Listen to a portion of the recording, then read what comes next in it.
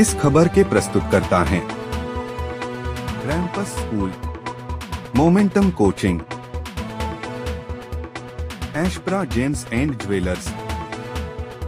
स्वाद में है खास, अपनों को लाए पास, सुधा मान्या मसाले। रिजल्ट्स जब एग्जाम देकर के आए तो कुछ नोट्स वगैरह, कुछ की नोट्स जो होते हैं वो मिलाए थे? हाँ, थोड़े बहुत। अर्जुन सर के नोट्स ने बहुत हेल्प किया। हाँ। और अलका मैम के बिजनेस में। अच्छा, पहली बार रिजल्ट्स किसके साथ देखे? मम्मी के साथ। क्या बोले? अच्छा है, मतलब और अच्छा हो सकता था। क्या लग रहा था, आएंगे इतने? नहीं, अच्छा है, जो लग रहा था ठीक है। अच्छा, कहते हैं कि जो वुमेन्स हैं वो परसेंटेज में बड़ी खुश नहीं होती हैं, तो अभी आपको लग रहा था कि थोड़ा और आने चाहिए थे? हाँ। कितने आने चाहिए थे?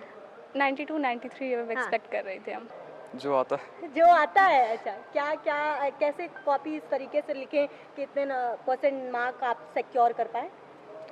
देखिए, इसमें कोई स्टाइल नहीं है। अगर अच्छा लिखोगे और जो फैक्ट है, जो भी आप लिखना चाहो, जो सही चीज़ है, कोई घुमाना नहीं है, जो भी आपका आंसर है उसे आपको लिखना है। ज़्यादा स्टाइलिंग पे नंबर नहीं मिलता आपको, फैक्ट और आप जो लिखोगे फैक्चुअल होना उसमें मिलता पड़ेगा। पड़ेगा। लेकिन अगर कोई बच्चा जैसे 10th है तो उसके लिए स्टैंडर्ड है अलग से, लेकिन आप जो है अपना आंसर लिखने के लिए ज़्यादातर अपनी कॉपी को क्लियर रखिए। क्लियर रखने के बाद उसमें कटिंग ना कीजिए, प्रॉपर गैप दीजिए और जुडिशियसली यूज़ कीजिए कॉपी के पेजेस को। हमारे टीचर्स बच्चों पर कंसंट्रेटेड एफर्ट लेते हैं और हमारे टीचर्स के लिए हर बच्चा इम्पोर्टेंट होता है। वो ये बात अलग है कि कुछ बच्चों के नंबर का जो बहुत अच्छे आते हैं, कुछ बच्चों के नंबर उतने अच्छे नहीं आ पाते हैं। लेकिन हमारे टीचर्स का यही एफर्ट रहता है कि जो सबसे कमज़ोर बच्चा भी हो वो अच्छे से अच्छे नंबर लेकर के पास करे। नमस्कार, एनबी भारत देख रहे हैं आप और मैं हूं आपके साथ यशस्वी पाठक। सीबीएसई बोर्ड्स के रिजल्ट्स आ गए हैं, रैंपस में मौजूदगी है मेरी और स्ट्रेंथ देख के आप ये पता कर सकते हैं कि परसेंटेज और रिजल्ट और भविष्य रैंपस हिंदुस्तान का कैसे आगे तय करने वाला है। कुछ बच्चे भी मौजूद हैं पीछे, आपको लगातार आपको स्ट्रेंथ नजर आएगी और कहा जा रहा था पर्दे के पीछे कि 40 से ज्यादा बच्चे ऐसे हैं जिनके रिजल्ट्स आप सुनने को तैयार हैं। क्या नाम है आपका? प्रगति। कितने परसेंट आए हैं? 88। 10th में है? 12th में है। कॉमर्स। एक्सपेक्ट किया था? नहीं, इतना एक्सपेक्टेड नहीं था। हाँ। फिर भी था कि हाँ 80+ आएगा, बट इतना एक्सपेक्टेड नहीं। रिजल्ट्स जब एग्जाम देकर के आए तो कुछ नोट्स वगैरह, कुछ की नोट्स जो होते हैं वो मिलाए थे? हाँ, थोड़े बहुत। अर्जुन सर के नोट्स ने बहुत हेल्प किया। और अलका मैम के बिजनेस में। अच्छा, पहली बार रिजल्ट्स किसके साथ देखे? मम्मी के साथ। क्या बोले? अच्छा है, मतलब और अच्छा हो सकता था। अभी 12th के बाद क्या करना है? अभी कॉम। बीकॉम करना है। आप कल्याणी। किस ईयर में है अभी? किसी कौन सी क्लास में है? 12th में। कितने परसेंट है? 90.4। क्या लग रहा था, आएंगे इतने? नहीं, अच्छा है, जो लग रहा था ठीक है। अच्छा, कहते हैं कि जो वुमेन्स हैं वो परसेंटेज में बड़ी खुश नहीं होती हैं, तो अभी आपको लग रहा था कि थोड़ा और आने चाहिए थे? हाँ। कितने आने चाहिए थे? 92 93 एक्सपेक्ट कर रहे थे हम। अगर टॉप 4 सब्जेक्ट्स की बात करें तो कितने परसेंट है मैथ्स में और कौन से साइंस से थे? कॉमर्स स्ट्रीम से हैं। ठीक है। कितने परसेंट आपने एक्सपेक्ट किए थे?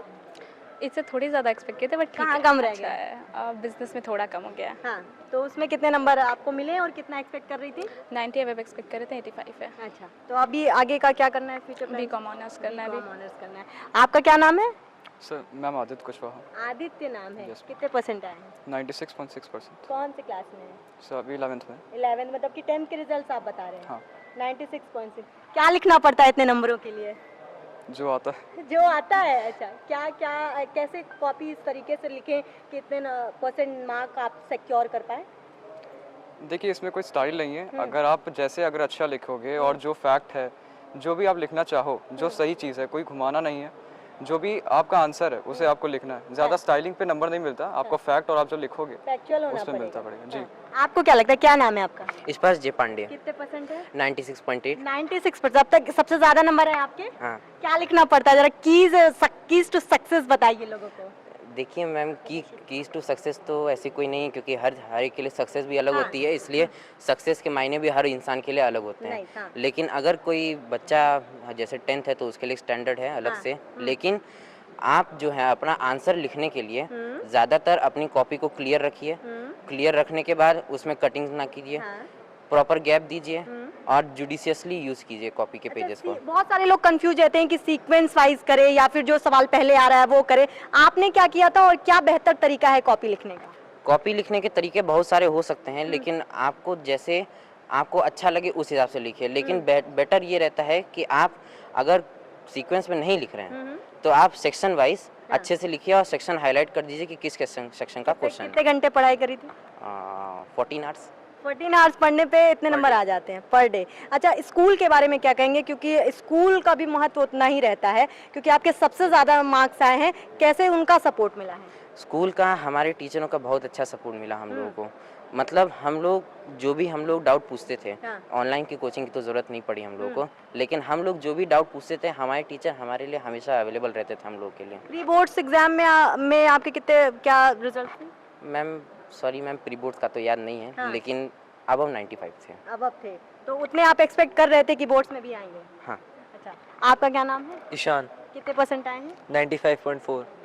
जैसा अभी बात हो रही थी सीक्वेंस लिखने की, इस वक्त कितना पीयर प्रेशर होता है मार्क्स का? आपका था प्रेशर? नहीं, जब इंसान के पास नॉलेज होगी तो उसे इतनी टेंशन नहीं होगी। बस हमारा काम है लिखना, फल भगवान देखता है। कौन से सब्जेक्ट्स अब आगे चूज करी है आपने? मैथ। मैथ में कितने नंबर आए थे? मैथ में 94 पर। 94 नंबर आए थे। आपका क्या नाम है? शिवम विश्वकर्मा। हाँ, कितने परसेंट आए? 94.6। 10th में है? यस जी, 94.6। 6। क्या क्या पढ़ाई की और कितने घंटे पढ़ाई की? मतलब एवरेज की थी 6 to 7 आवर्स और रेगुलर कोचिंग और स्कूल हटा के बता रहे हो आप? नहीं कोचिंग तो करते नहीं है। कोचिंग नहीं करते? स्कूल और से स्कूल से ही जितना गया। और घर पे कितना पढ़ते? घर पे वही 6 to 7 आवर्स। तो इतने में इतने नंबर आ जाते हैं? Yes, ma'am। अच्छा, तो थोड़ा आप लोग सीक्रेट भी बताइए थोड़ा। कैसे सीक्रेट इतने कुछ नंबर नहीं आते है, हैं? सिर्फ स्टडी करना पड़ता है हाँ। अच्छे से, हाँ। और कैसे हम ज़्यादा से ज़्यादा नॉलेज पा सकें हाँ। और अपने टीचर से हेल्प लेके अच्छा रिजल्ट ला सकें। आप टीचर्स के हेल्प की आपने बात की है, सारे डाउट्स क्लियर हुए थे बोर्ड्स के पहले आपके? यस मैम, पूरे डाउट्स सॉल्व हुए थे। हाँ। हमारे साथ डायरेक्टर और प्रिंसिपल्स भी मौजूद हैं, उनसे भी बात करेंगे। मैं बार बार कहती हूँ कि स्कूल हमेशा उतना ही सपोर्ट करता है, क्योंकि कहते हैं चैरिटी बिगिंस एट होम। अगर बोर्ड्स के रिजल्ट्स या आगे के रिजल्ट्स के मायने तब रखते हैं जब आपका स्कूल डाउट क्लियर किया। और प्री बोर्ड्स की भी बात कर रही थी, कैसे बच्चों को तैयार करते हैं, क्योंकि स्ट्रेंथ परसेंटेज की बहुत ज़्यादा है रैंपस में। हमारे टीचर्स बच्चों पर कंसंट्रेटेड एफर्ट लेते हैं। हाँ। और हमारे टीचर्स के लिए हर बच्चा इम्पोर्टेंट होता है। वो ये बात अलग है कि कुछ बच्चों के नंबर का जो बहुत अच्छे आते हैं, कुछ बच्चों के नंबर उतने अच्छे नहीं आ पाते हैं। हाँ। लेकिन हमारे टीचर्स का यही एफर्ट रहता है कि जो सबसे कमज़ोर बच्चा भी हो वो अच्छे से अच्छे नंबर लेकर के पास करे। पीयर प्रेशर की भी मैं अभी बात कर रही थी। बहुत सारे बच्चों से जब मैं बात करती हूँ तो वो कहते हैं कि प्री बोर्ड में स्कूल इतना ज़्यादा टफनेस कर देता है कि बोर्ड कभी कभी आसान लगता है। तो रैंपस ने प्री बोर्ड्स में कैसे तैयारी कराई थी? देखिए मैडम, प्री बोर्ड होता ही इसीलिए है कि बच्चों को एक स्टेप एबव ले जाए। तो वही हमारे रैंपस में भी होता है कि pre board little bit tough रखा जाता है, बहुत ज़्यादा टफ नहीं रखा जाता। जैसे कि देखिए एग्जामिनेशन में भी आप देखती होंगी कि हर साल के पेपर का स्टैंडर्ड एक जैसा नहीं होता है। कभी कुछ पेपर्स आसान आ जाते हैं, कभी कुछ पेपर कठिन भी आ जाते हैं। तो हमारे यहाँ रखा जाता है कि एक लिटिल बिट एफर्ट थोड़ा सा टफ रहे। क्रेडिबिलिटी को कैसे देखते हैं, क्योंकि रैंपस में हमेशा हर साल दर साल एक रिजल्ट देना और लगातार बेहतर रिजल्ट देना, और उससे विश्वसनीयता अक्सर बढ़ी ही होती है। और रैंपस को जब मैं नाम लेती हूँ तो क्रेडिबिलिटी सबसे पहले आती है, इसको कैसे देखते हैं? देखिए मैडम, चाहे वह क्रेडिबिलिटी हो, चाहे गार्जियंस के फेथ हों या बच्चों के फेथ हो, बात एक ही है। और ये सारी बातें जाकर के टिकती हैं रिजल्ट पे, क्योंकि रैंपस का रिजल्ट एवरी ईयर एक अच्छा रिजल्ट रहता है। तो इसी वजह से जो गार्जियंस हैं उनका फेथ हमारे पर बना रहता है, बच्चों का भी फेथ बना रहता है। अभी आप जब बात कर रही थी बच्चों से तो आपने पूछा होगा, बहुत से बच्चे हमारे यहाँ कोचिंग भी नहीं करते हैं। तो ये it is a very good credibility. Credibility की बात की जा रही है, लेकिन उसके साथ ही जरा ये भी बताइए कि हर साल बेहतर रिजल्ट्स देना, और ख़ास तौर पर जब मैं क्रेडिबिलिटी की बात करती हूँ, उन्होंने कहा कि बच्चे कोचिंग भी नहीं करते, वो एटमॉस्फेयर देना स्कूल में कि कोचिंग की ज़रूरत ना पड़े, कैसे देते हैं? देखिए मैम, हमने एक चीज़ बताया, जैसे सर ने बताया कि एक गार्जियन का फेथ और ट्रस्ट। हमारे बहुत सारे ऐसे बच्चे हैं जो LKG से यहाँ से पढ़े हुए हैं, आज 10th में फर्स्ट ईयर सेकेंड ईयर भी कंटिन्यू कर रहे हैं। तो देखिए सबसे बड़ा डिफरेंस मैं बता दूं आपको, आज जो ये कोचिंग या नॉन स्कूलिंग की वजह जो है, जो डेवलप हो रहा है, तो मैं बता दूं कि हमारे उन्हीं बच्चों का रिजल्ट ख़राब है जिन्होंने स्कूल की वैल्यू नहीं दी। बाकी जितने भी स्टूडेंट्स हैं जिन्होंने वो स्कूल को कंटिन्यू किए हैं, जिनकी अटेंडेंस बहुत अच्छी रही है, उनका रिजल्ट भी एक्सीलेंट रहा है। तो हम यही कहते हैं कि भाई आप 6 घंटे स्कूल में दे रहे हो, तो उस ड्यूरेशन ऑफ टाइम में आप एकेडमिक्स हो या कॉम्पिटिशन्स हो, आप उस तरह से फ्रेमवर्क कर लीजिए ना कि आपको बाहर कोई एक्स्ट्रा कोचिंग की जरूरत ही ना पड़े। इस पे हमारा बहुत ज़्यादा मतलब एक फोकस होता है, एक स्ट्रेटजी होती है कि जिसके मतलब अकॉर्डिंग हम लोग उसको कंप्लीट करते हैं। क्योंकि कोचिंग फर्टिनिटी की अक्सर बात की जाती है, लेकिन कोचिंग फर्टिनिटी के साथ साथ सहयोग, अगर कोचिंग की आपको ज़रूरत नहीं पड़ रही है तो उसमें सबसे ज़्यादा ख्याल टीचर्स को रखना पड़ता है कि बच्चों को ज़रूरत ना पड़े कोचिंग की। और ये बेहतर बात है क्योंकि अभी आईसीएसई बोर्ड्स के भी रिजल्ट्स आए थे, यूपी बोर्ड्स के, सब किया कवर मैंने, लेकिन ये पहली बार अभी मैं सुन रही हूँ कि कोचिंग बच्चे करते ही नहीं हैं कैंपस में। जी, हमारे यहाँ सभी बच्चों को, सभी गार्जियंस को at the time of admission ही ये कंफर्म किया जाता है कि बच्चों को कोचिंग की आवश्यकता नहीं है, क्योंकि हमारे यहाँ जो टीचर्स हैं वो ऑलरेडी ट्रेन टीचर्स हैं। और जब ट्रेन टीचर्स इतना बच्चों को दे देते हैं पढ़ाई में कि उन्हें कोचिंग की आवश्यकता नहीं पड़ती है। और बच्चों से भी हम लोग यही उम्मीद करते हैं कि बच्चे कोचिंग की बजाय क्लास अटेंडेंस को फोकस करें, क्लास में जो लेक्चर्स हैं उसको फोकस करें और अपनी अटेंडेंस को ध्यान में रखते हुए जो भी उनके डाउट्स हैं वो स्कूल टाइम में ही क्लियर करें। अगर फिर भी नहीं क्लियर होता है तो हम लोग यही बच्चों से कहते हैं कि वो इंडिविजुअल बेसिस पर टीचर्स को इन्फॉर्म करें। कहीं अगर मैनेजमेंट की आवश्यकता है उन्हें सपोर्ट की, तो मैनेजमेंट भी बच्चों का पूरा सपोर्ट करता है। एक्स्ट्रा क्लासेस भी चलाए जाते हैं? जी बिल्कुल, सारे एक्स्ट्रा क्लासेस चलते हैं अकॉर्डिंग टू डिमांड बच्चों के and according to need of syllabus.